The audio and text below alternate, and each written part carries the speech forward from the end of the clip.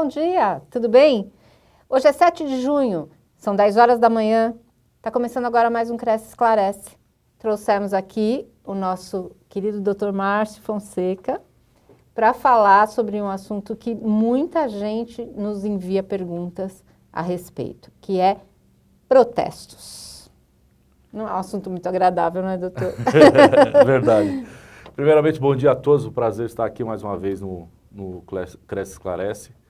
E com essa missão de tentar esclarecer um pouquinho sobre esse problema, né, de título de débito protestado. Você tinha me falado, né, doutor, que muitas questões, né, muitas perguntas dos corretores vocês recebem lá na dívida ativa, né? A relação do inscrito com o conselho não é uma relação de consumo. Então, acho que a principal dúvida, e a gente até começar falando sobre essa questão, é deixar isso bem claro. A relação do inscrito, do corretor com o conselho, não é de consumo. Portanto, aquelas regras de direito do consumidor não são aplicáveis para o protesto e para a relação que a gente entabula num eventual acordo de protesto. Eu imagino que deva ter muitas perguntas nesse sentido, né? As pessoas confundem bastante, né? Sim, é muito comum essa confusão. A pessoa tem um débito numa loja, por exemplo, e esse débito eventualmente vai a protesto e a pessoa vai lá, faz um acordo para parcelamento e a pessoa paga já a primeira parcela do acordo e a loja já imediatamente retira o nome do protesto. Isso não ocorre com o protesto das certidões de dívida ativa da Fazenda Pública de modo geral, né? Não só do Cresce, dos conselhos profissionais, mas também da Fazenda Pública da União, né? Da Fazenda Pública Nacional, perdão, da Fazenda Pública Estadual e das autarquias e dos municípios. Então, vamos começar explicando um pouquinho sobre essa questão. A execução fiscal, Márcio, ela depende de um protesto prévio de certidão de dívida ativa? Então, Sônia, essa é uma questão muito importante, porque há uma confusão. As pessoas acham que, olha, eu devo tantas anuidades para o Cresce e e essas anuidades foram executadas judicialmente, ou seja, estão em cobrança na justiça. A pessoa imagina, olha, então eu estou automaticamente com esses débitos, né, protestados e o meu nome foi lançado no protesto. Não necessariamente é isso que ocorre. Por quê? As execuções fiscais, elas existem já há um tempo muito maior. Há mais de 30 anos elas ocorrem. Já o protesto, nós passamos a realizá-lo a partir de 2013 para cá. Na verdade, a gente começou com um lote muito pequeno de corretores, né, devedores, e para fazer uma análise da viabilidade econômica e técnica dessa ferramenta de cobrança. Então, eu diria que 90% do nosso acervo de devedores, né, ainda só está executado judicialmente. Já a partir de uns 2 anos para cá, a gente tem situações em que a pessoa ela está executada e protestada. Mas, respondendo a sua questão, o protesto não é pré-requisito para a execução fiscal. O pré-requisito para a execução fiscal é, primeiramente, a notificação do débito, encaminhar uma notificação para o corretor da existência desse débito. Após isso, o lançamento em dívida ativa e aí sim a execução fiscal. Lembrando que para executarmos, nós temos que aguardar, juntar, né, o decurso de tempo aí de pelo menos 4 anuidades. Né? A Lei 12.514, que disciplinou as anuidades dos conselhos e etc., ela prevê que os conselhos não podem executar débitos referentes a anuidades cujo valor seja inferior a 4 anuidades. Então, daí a necessidade de se aguardar 4 anos. Mas o protesto ele não é pré-requisito da execução fiscal, não, senhora.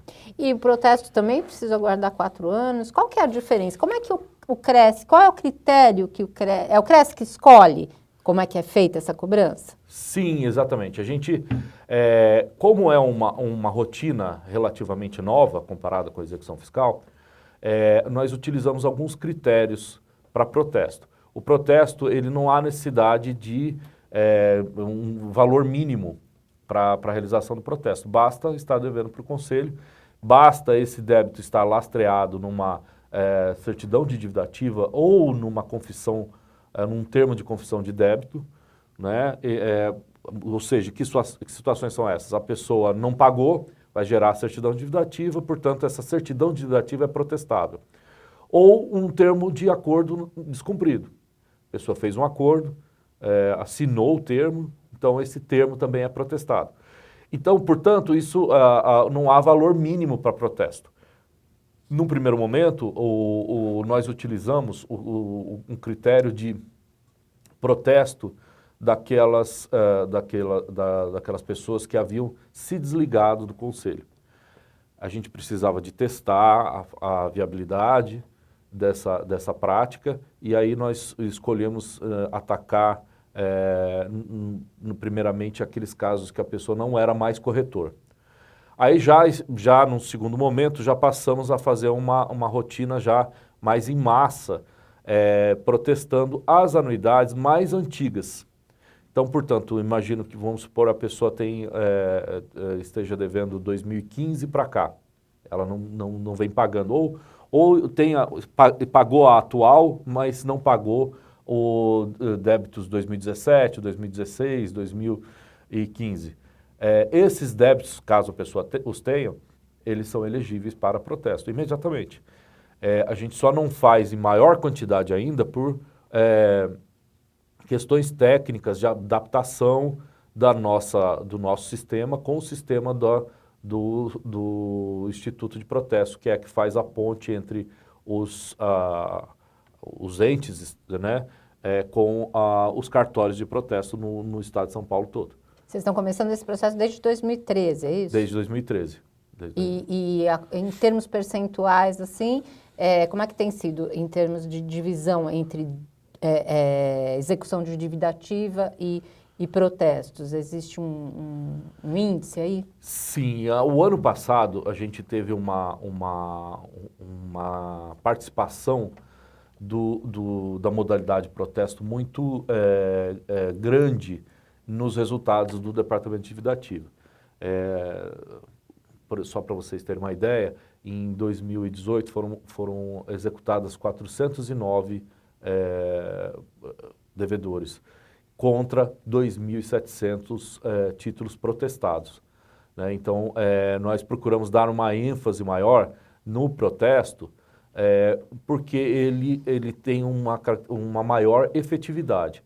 Infelizmente, claro, né, não eu queria deixar bem claro, Sônia, que não é nós sabemos que é uma prática um tanto quanto antipática, muitas vezes, porque mexe muito drasticamente com a vida do corretor, mas seria importante a gente não perder de vista que o CRECE, ele é obrigado a tomar todas as medidas jurídicas necessárias para o recebimento dos valores que são pertencentes ao Conselho. Sim. Então, um pouco, a gente entende que o momento econômico é um tanto quanto difícil, nós temos essa consciência das dificuldades que todos nós, né, estamos vivendo atualmente. Porém, o CRECE não pode, de forma alguma, abrir mão de realizar as cobranças necessárias. Então, daí lançarmos mão dessa ferramenta relativamente nova, que é muito mais eficaz que a execução fiscal. Por quê? A execução fiscal necessariamente precisa o devedor precisa ser achado, né? Para que haja uma constrição de bens, para que se tente se tenha uma efetividade do procedimento. Já o protesto não. O protesto ele tem uma finalidade de dizer para o mercado, atenção, esse indivíduo ele tem um débito. Talvez ele não seja um bom pagador. E qual é a consequência disso? Mexer diretamente com o crédito desse devedor. Então a pessoa tem vai renovar o seu contrato de cheque especial no banco, certamente o gerente vai fazer aquela tradicional ligação, informar para a pessoa, olha, eu não vou conseguir renovar o seu contrato de cheque especial aqui com o banco se você não resolver esse problema desse débito protestado. Então, assim, ele tem um impacto muito maior. A pessoa vai solicitar um cartão de crédito, né? E esse protesto ele vai surgir na pesquisa que a operadora de cartão de crédito vai fazer na hora de conceder esse cartão, né? Então, é um impacto muito grande na vida do corretor. Daí que a gente sempre aconselha, não deixe acumular, porque se deixar a dívida se tornar descontrolada, né? Perder o controle do débito acaba gerando esse tipo de inconveniente. Então, a diferença, Márcio, basicamente, deixa eu ver se eu compreendi, eu como leiga. Você tem, na dívida ativa, né, na execução da dívida ativa, você tem, os seus bens ficam penhorados, é assim?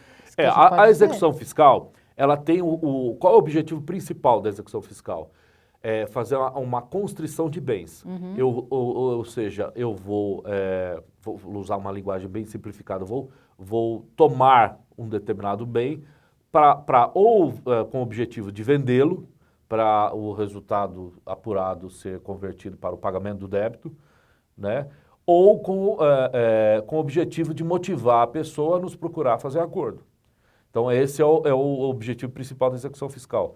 O objetivo principal do protesto é dizer para a sociedade, olha, essa pessoa não é um bom pagador. Então, a pessoa, popularmente, fica com o nome sujo, vamos dizer assim. Exatamente, fica com o nome sujo. Uhum. E acaba criando um problema muito grave para a pessoa, porque ela não consegue praticar os atos normais do comércio, né? Crédito e negócios e etc. A gente tem uma pergunta aqui do Márcio Luiz Valdevite, via YouTube. Bom dia, Márcio. É até compreensível, e eu acho que ele tocou num ponto interessante de se falar, que embora não esteja relacionado especificamente com o protesto do corretor, mas está relacionado com a vida financeira do corretor.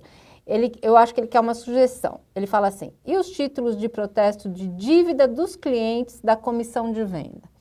Como é que o processo de cobrança pode ser feito para o corretor? O corretor tem algum dispositivo legal que ele possa se valer quando um cliente dele fica devendo uma comissão, por exemplo? Olha, Márcio, bom dia. Excelente pergunta. Na verdade, você tem ferramentas similares, né? Existe o protesto. O protesto é uma ferramenta que pode ser usada por toda a sociedade, não só pelas fazendas, né? Nos seus níveis federais, federal, municipal e estadual, e suas autarquias, mas também pelo particular. Então, você como um credor, você tendo essa dívida estando lastreada por algum título, um contrato, um cheque, uma nota promissória, esse documento é perfeitamente protestável.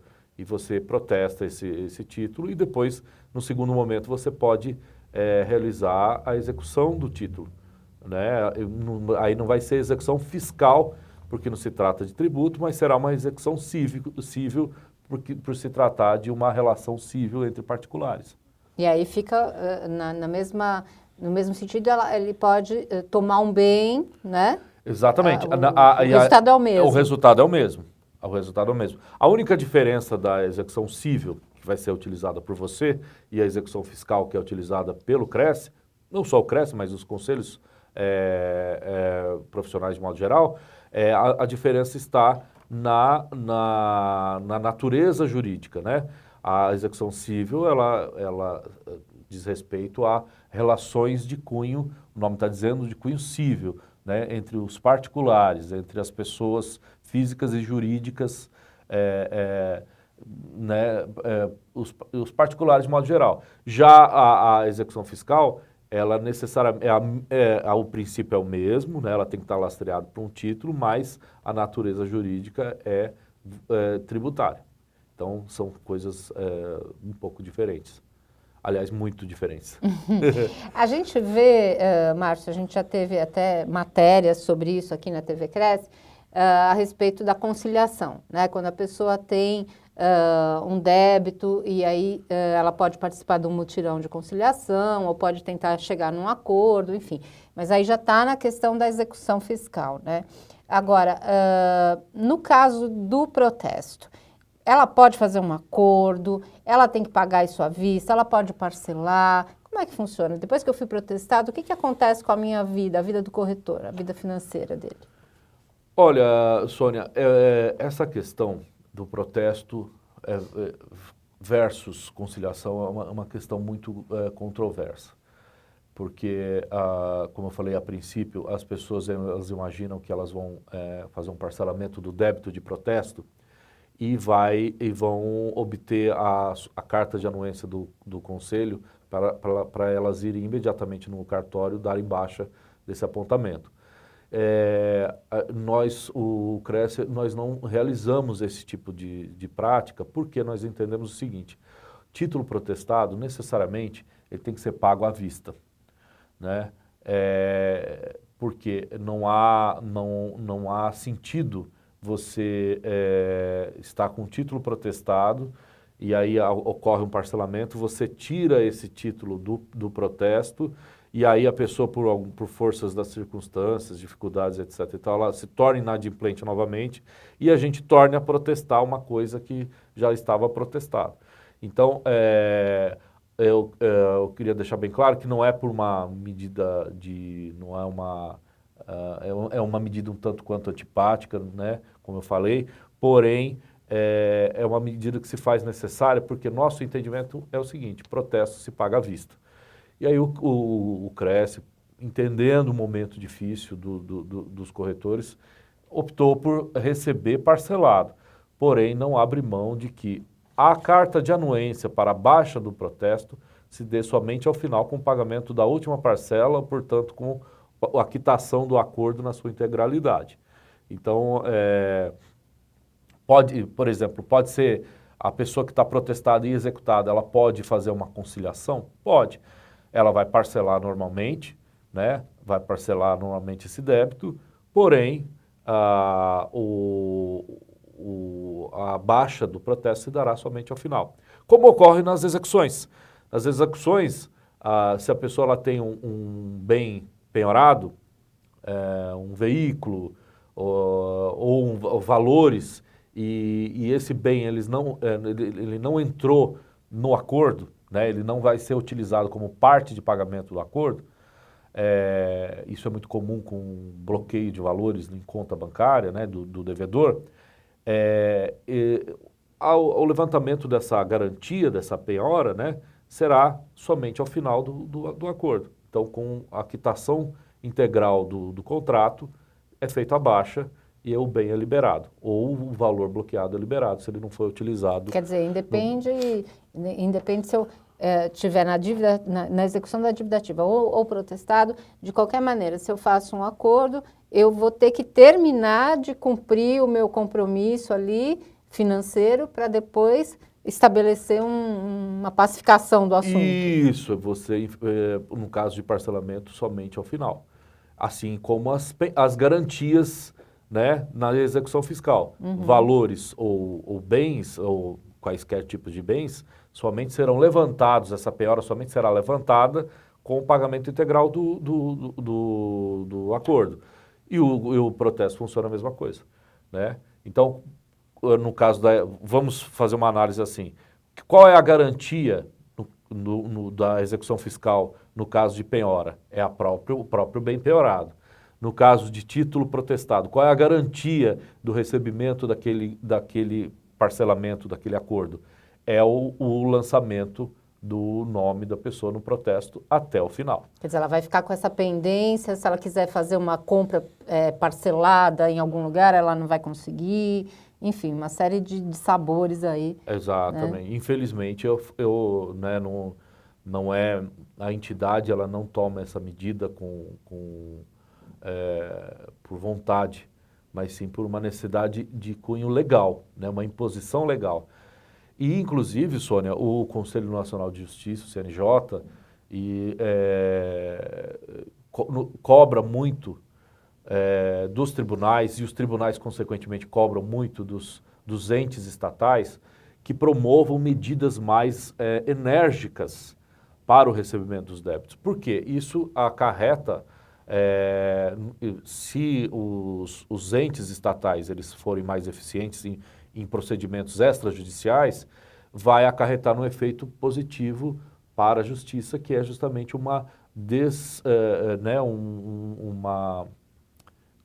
me fugiu a palavra, uma desoneração da máquina judiciária, né? Em razão de uma diminuição do número de processos. Uhum. Então, cada vez mais se cobra dos entes estatais, né, que no caso o Cresce, essa postura de utilizar meios mais eficazes. E, no caso, o protesto é uma dessas ferramentas. Até foi bom você ter tocado nesse assunto, porque era uma das perguntas que a gente estava prevendo de fazer para você. Você acredita que o protesto ele é um instrumento de pacificação social, vamos dizer assim, usado para descongestionar, vamos dizer, o poder judiciário? Sem dúvida, o protesto ele é um instrumento de pacificação social. Ele só tem uma característica, ele é um tanto quanto controverso, porque ele costuma irritar muito o devedor. O devedor costuma ficar um pouco... Você acha que a pessoa fica mais irritada se ela for protestada do que se ela entrar para a dívida ativa? Com certeza, com certeza. Porque os efeitos do protesto são imediatos. Uhum. Né? O devedor, ele, infelizmente, ele vai sentir na pele as consequências desse débito, provavelmente na mesma semana.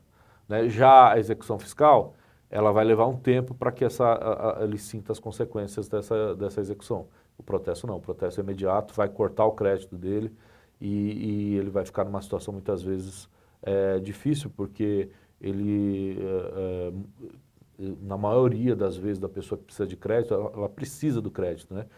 Então, quem não precisa de crédito pode ficar um pouquinho mais à vontade. Mas, geralmente, se a pessoa não precisa de crédito, ela vai lá, paga à vista o título protestado e tira o nome dela da baixa, né, no lançamento do protesto, e aí volta a ficar tudo bem de novo. Temos uma pergunta aqui, inclusive, que diz que tem relação com isso que você estava falando. O Henrique Rodrigues pergunta o seguinte: após pagar o protesto, eu volto a ter crédito? Me informaram que mesmo pagando, eu não volto a ter crédito. Não, né? Não, isso não, Henrique, né? Bom dia, Henrique. Essa afirmação não é verdadeira, tá? Isso a gente poderia até chamar de fake news, né? Com a baixa do protesto, a baixa desse lançamento, o seu crédito se restabelece imediatamente. Não há nenhum tipo de contraindicação em relação a você. E não há nenhum procedimento, por exemplo, ele terminou de pagar, ele tem que levar aquilo lá em algum lugar para comprovar que ele pagou. Como é que funciona? Excelente pergunta, Sônia. Funciona da seguinte forma: você fez o parcelamento, por exemplo, em 5. Você pagou a 5ª parcela e chega um momento de você dar a baixa, né? Quem realiza o procedimento de baixa não é o credor, no caso o Cresce, mas sim o devedor. O Cresce apenas disponibiliza a documentação necessária para que o devedor promova a baixa do débito que outrora, né, era débito e passou a ser quitado, né?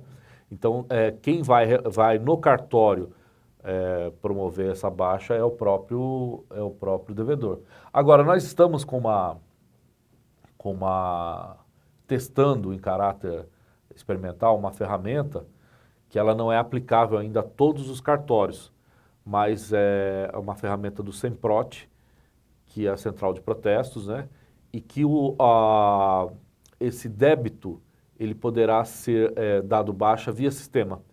Então, bastando emitir o valor das custas de protesto, né, de baixa, e com o pagamento dessas custas, a baixa do protesto se dá dali a 2, 3 dias. Mas ainda em caráter experimental. De modo geral, há necessidade, após o pagamento do acordo, retirar com o Cresce, por meio de uma das delegacias, né, ou dos postos de atendimento, a documentação necessária para a baixa e conduzir, o próprio devedor conduzir essa documentação até o cartório. Isso não é mais uma vez retorno a falar, isso não é uma antipatia nossa, mas sim uma obrigação que os tribunais já entendem há muitos anos que é dever do devedor procurar dar baixa do seu nome, né? Conduzir a documentação para a baixa no caso de protesto. É um procedimento padrão, É um né? procedimento padrão. O Gilberto de Santos pergunta o seguinte: o corretor que deve anuidade e venha falecer, os herdeiros respondem pela dívida não adimplida perante o CRES? Olha, Gilberto, bom dia. Respondem sim, tá? É importante deixar isso bem claro. Com o falecimento do inscrito, a dívida ela permanece. Ela só não vai existir débitos, não vai ser cobrado o débito a partir do falecimento em diante. Mas da data do falecimento para trás, o débito é cobrado sim. Eu falo isso, né, a partir do falecimento em diante, porque às vezes ocorre do conselho ser informado do falecimento muito tempo depois, às vezes 5 anos depois, tempo suficiente para que novas anuidades tenham sido lançadas em nome do falecido. Então, somente a partir do momento que tenhamos a data do falecimento, que poderemos proceder à baixa por falecimento, e vamos ver na folha, na ficha cadastral do inscrito, se após o falecimento existiram outras anuidades que foram lançadas. Após o falecimento, existindo outras anuidades lançadas, nós promoveremos a baixa normalmente, mas o que ficou em aberto até a data do falecimento será cobrado, será feito a execução fiscal e protesto, se for o caso, né? Ô Márcio, qual que é o conselho que você dá para o corretor que está passando por isso? Ou seja na dívida ativa, ou seja protestado, que conselho que você dá para que ele regularize sua situação da melhor maneira possível? Olha, primeira coisa é o parcelamento, né? Ter tranquilidade. Eu diria que sim, todos nós, em algum momento da vida, já passamos por uma situação difícil. Então, não achar que essa situação só acontece com ele. Nós atendemos por mês milhares de pessoas em situações similares. Então, ter isso em mente, né? Acho que, né? E no segundo momento é isso, o parcelamento. Agora, eu não aconselho o inscrito fazer um parcelamento muito longo, porque no caso do protesto, quanto maior o tempo, mais tempo ele vai ficar com o nome sujo. Então pode atrapalhar a vida dele. Mas o que a gente pode fazer é o seguinte: se a pessoa num primeiro momento ela não tem um valor mensal muito alto disponível, ela pode fazer esse parcelamento até um parcelamento grande, né?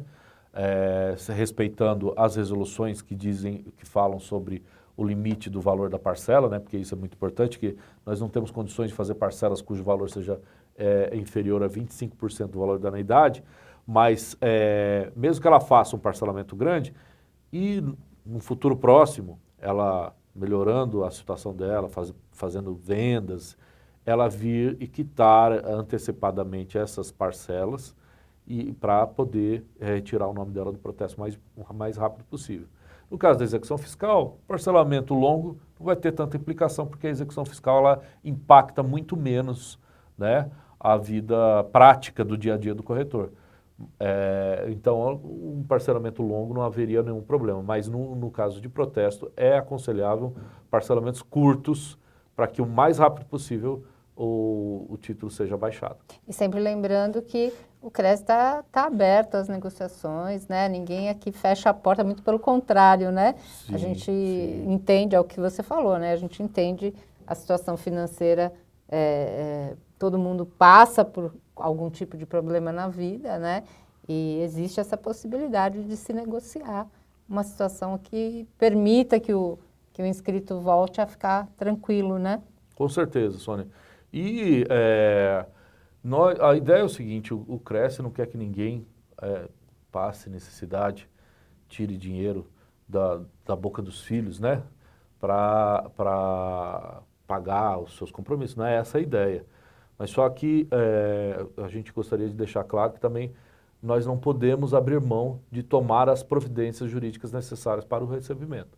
Então, se por um lado nós compreendemos a situação do momento atual, eu pediria, né, Sônia, a compreensão dos inscritos de que é a nossa obrigação, né? Não há escolha, não temos muita escolha. Temos que cumprir a lei, né? Temos que cumprir a lei. É isso aí. E o CRES, como um ente fiscalizador, disciplinador, ele não pode se dar ao luxo de ficar à margem, né, do que determina a legislação. Deixar aqui o espaço para agradecer mais uma vez a sua presença aqui, Márcio, e dizer que nós estamos abertos aqui sempre que você tiver possibilidade, já está convidado.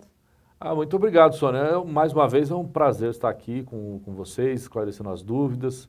E eu desejo boa sorte a todos os inscritos, que todos façam excelentes negócios e que possam não só cumprir com as obrigações aqui do Conselho, mas que possam também usufruir do que o Conselho traz de bom. Né? O Conselho traz muitas palestras, muitos cursos e o Conselho disponibiliza uma estrutura de palestras e cursos online, streaming, né? que o inscrito pode, a qualquer momento, usufruir desse conhecimento. Então, eu terminaria dizendo, se por um lado nós fazemos esse trabalho difícil, que é incomodar o devedor no sentido de receber, por outro lado, o Conselho também proporciona muitas coisas interessantes de cunho de aperfeiçoamento profissional e que estão aí a qualquer momento para vocês utilizarem, né? E os cursos, os temas dos cursos que o CRES promove são muito interessantes.